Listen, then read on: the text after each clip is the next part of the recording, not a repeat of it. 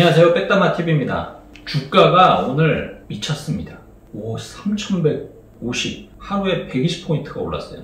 살다가 삼성전자가 이렇게 많이 오르고, 요즘은 5% 오르면은 오른 것도 아니에요. 아무튼 개인적으로는 V자 반등도 사실 예측을 하지 못했었고, 대한민국 망할 줄 알았는데 이렇게 3000포인트를 훌쩍, 그것도 아주 쉽게. 그러니까 사실 데이터를 살펴보면 11월부터 지금까지 거의 주가 지수가 약 1000포인트 정도 오른 거니까 지수 자체가 30% 정도가 상승을 한 거죠. 어마어마한 상승률입니다. 이게 더 높게 느껴지는 이유는 사실 이 현실, 이 코로나 시국에 사회적 거리두기가 계속 강화되고 있고, 외식도 못하고 그러한 상황. 그러니까 실물 경제, 피부로 느끼는 실물 경제는 진짜 최악인데, 이 지수가 계속해서 이제 오르니까 그 느낌은 상대적으로 훨씬 더 이제 많이 오르는 듯한 그런 느낌을 개인적으로 많이 받아요. 그래서 막 이렇게 지수가 오르는 게 사실 좀 두렵기도 하고, 그런 생각이 많이 들죠.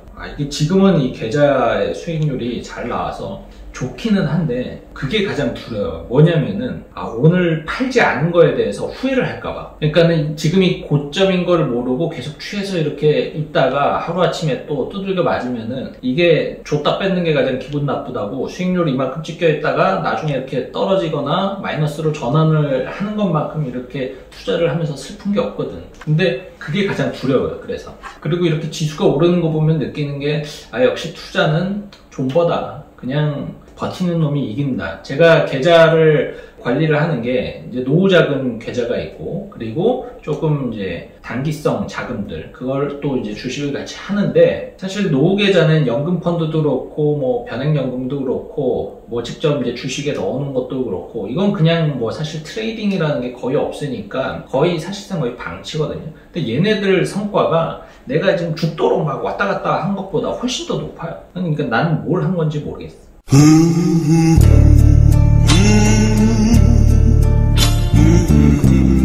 그럼 왜 이렇게 가파르게 오르는가?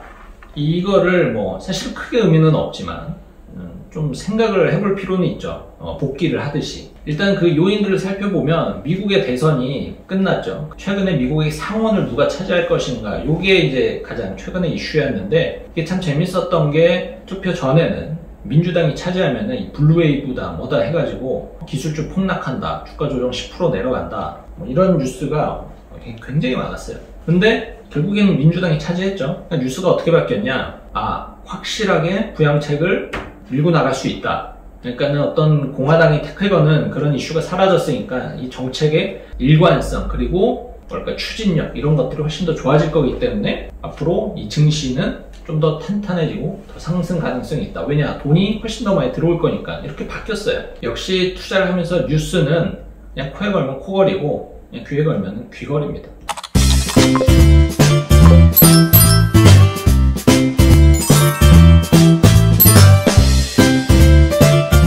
결국에는 이 증시가 이렇게까지 펄펄 끓는 이유는 결국 유동성이다라고 밖에 분석을 못하는 상황이죠. 역대급 저금리 상황이 지속이 되고 있고, 그리고 미국 연준에서도 적어도 2년에서 3년 정도는 현재 금리 수준이 유지될 것이다 라는 뉘앙스로 계속 이야기를 하고 있고, 뿐만 아니라 요즘에는 어때요? 직접적으로 돈을 막 살포를 하잖아요. 예전에는 이렇게 재정정책 나오고 통화정책이 나와봤자 사실 그 돈이 기업이라든지 혹은 정부로 들어가고 이랬던 돈들이지 개인한테 들어오는 돈은 아니었거든요. 근데 이제 코로나 시국에서는 이 부양정책도 바뀐 게, 금리, 통화정책과 재정정책의 한계가 있으니까 이 돈을 직접 주머니에 찔러주는 이제 그런 형국으로 이제 바뀌었어요. 실제로 이제는 헬리콥터에서 돈을 뿌리는 이제 그런 정책을 이제 쓰고 있는데, 그런 것들이 모이고 모여서 주식시장에 굉장히 많이 들어오고 있다. 그래서 주가가 이렇게 오른다라고 볼 수 있는데, 그것만으로는 좀 살짝 부족하죠. 그래서 제 생각은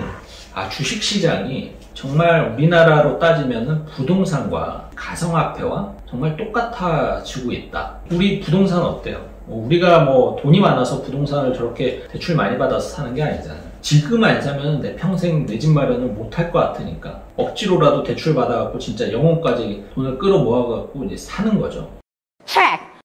그리고 가상화폐 어떻죠? 예전에도 그런 경험이 있지만은 2, 3년 전에도 가상화폐가 막 이렇게 뜰 때 외국에서 거래되는 것보다 우리나라에서 거래되는 가상화폐 가격이 조금 더 높았어요. 김치 프리미엄이다 라고 이제 이야기를 했었는데, 그만큼 우리나라가 어떤 이 투자에 있어서는 다른 국가에 비해서 훨씬 더 이제 뜨겁고 열정적이다 라고 할 수가 있겠죠. 그래서 어쨌든 제가 내린 결론은 부동산도 못하고 가상화폐도 못 탔으니까 이 주식이라도 이제 타야지. 내가 어떤 이 노동소득만으로는 한계가 있는 이 부자가 되기 위한 그 길을 쫓아갈 수 있는 방법이 이거 하나뿐이다. 그런 초조함과, 그리고 남들 다 돈 벌었다라고 하는데 나만 못 버니까 배 아파 죽겠거든. 그래서 이제 뛰어드는 거죠. 근데 투자를 계속 하고 있던 사람들 입장에서는 참 신기하죠. 주가가 2,000 넘어가는 것도 사실 되게 신기한 일이었고, 각종 경제라든지 뭐 이런 거를 다 분석을 하고 과거의 어떤 사례라든지 이런 걸 봤을 때 2,000까지만 오고 2,200까지만 와도 올해는 기적적이다라고 생각을 했는데, 계속 이렇게 주가가 오르면 오를수록 투자를 계속 했던 사람들은 오히려 공포감이 계속 이제 커졌어요. 그러니까 저는 그랬어요, 적어도.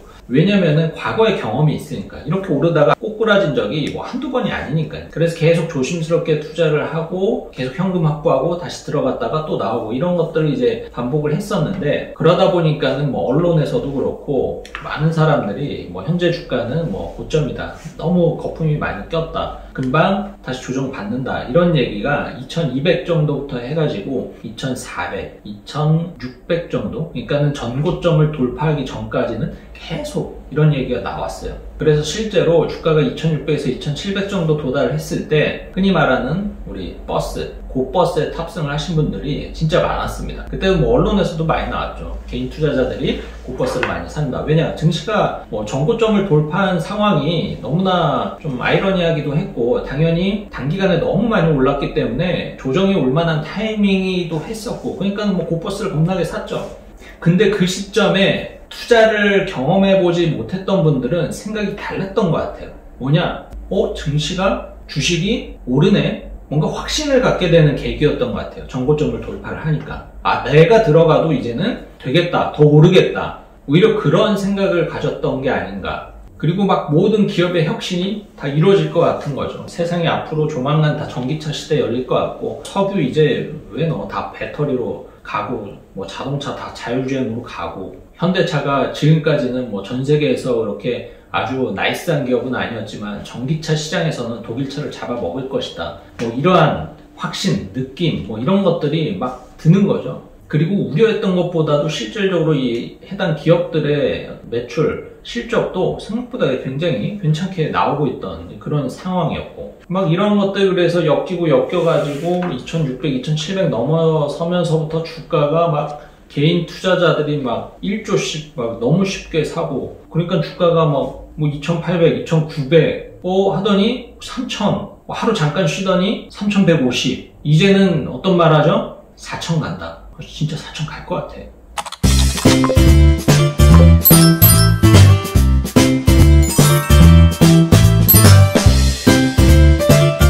그러면 과연 이제 코스피 3000 시대에 딱 우리가 안착을 했는데, 그럼 앞으로는 이 증시가 어떻게 될 것인가? 제가 어떻게 하겠어요? 3000이 올 줄도 몰랐는데. 근데 제 개인적인 느낌은, 참고로 저는 약간 좀 비관론자거든요.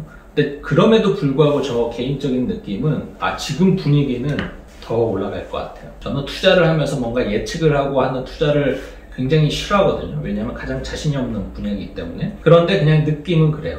이거는 돈의 힘이 어마어마하다. 주변에서 저는 이제 피부로 많이 느끼는 게, 이제 고객들 관리를 하다 보면은 생전 주식에 관심 없던 분들이 정말로 2600, 700을 넘어서면서부터 이 시장에 오히려 더 많이 달려들었어요. 심지어는 제 마누라도.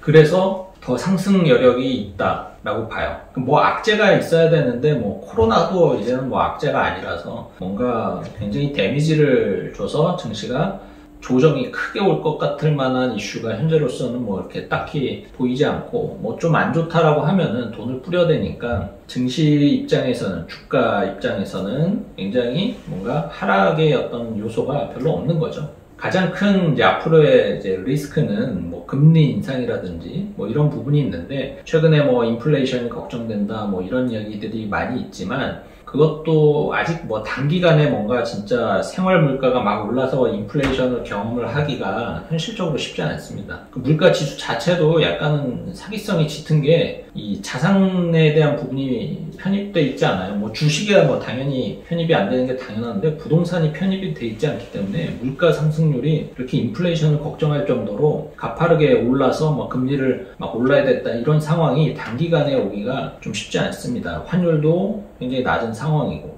그러면 두 번째 걱정은 뭐냐면은 공매도. 그러니까 3월에 이제 예정인 공매도 금지가 이제 해제가 되는 거죠. 근데 제 느낌은 또 미뤄질 것 같아요. 그냥 느낌이 그래요. 왜냐, 공매도를 실행을 다시 할 명분이 없거든요. 그때도 이제 그랬었죠. 공매도 이거 없으면 외국인 자금 안 들어온다. 그래서 증시 안 오른다. 근데 결과는 개미들이 막 청원 계속 올리고 막 이러면은 또 밀어주겠죠. 하지만 제 경험상 늘 이렇게 모두가 환호하고 그리고 제 계좌의 모든 주식의 색깔이 빨간색일 때 그때는 늘 좀 조심했어야 되는 그런 상황이었죠. 물론 그런 상황이 현재 거의 1년 가까이 이제 지속이 되고 있지만 그래서 저는 더 이제 두렵기도 하고 그렇다고 발을 빼자니 욕심이 너무나 생기고 참 인간의 마음이 참 간사하죠. 하지만 그럼에도 불구하고 현재는 뭐가 됐든